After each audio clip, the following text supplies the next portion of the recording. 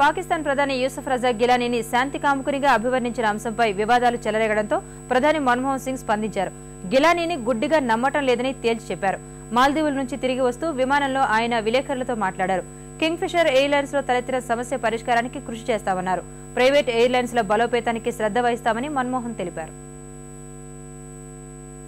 భారత్ పాకిస్తాన్ సంబంధాలు సాధారణ స్థితికి చేరేందుకు మార్గం సుగమమవుతున్న సూచనలు కనిపిస్తున్నాయనే కథనాలు వెలువడుతున్న వేళ పాక్ ప్రధాని గిలానీ శాంతి కాముకుడని తాను చేసిన వ్యాఖ్యలపై ప్రధాని మన్మోహన్ సింగ్ వివరణ ఇచ్చే ప్రయత్నం చేశారు.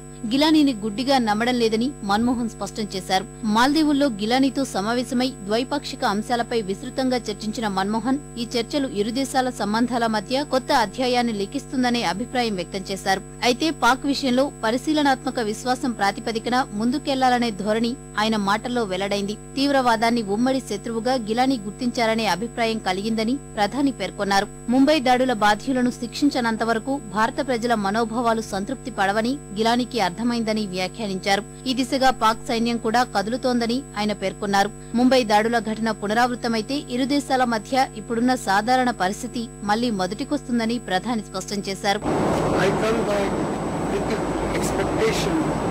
That the second round of resumed dialogue, which will begin very shortly, and therefore we both recognize that if there is another incident like the Mumbai terror attack, it would give a big setback to the process of normalization.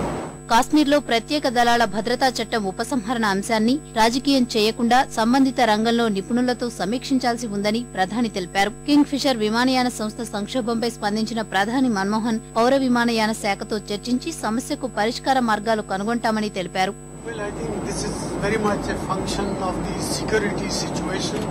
Therefore, all those who are in charge of security and those who are dealing with the political processes, they have to sit back and objectively review the situation.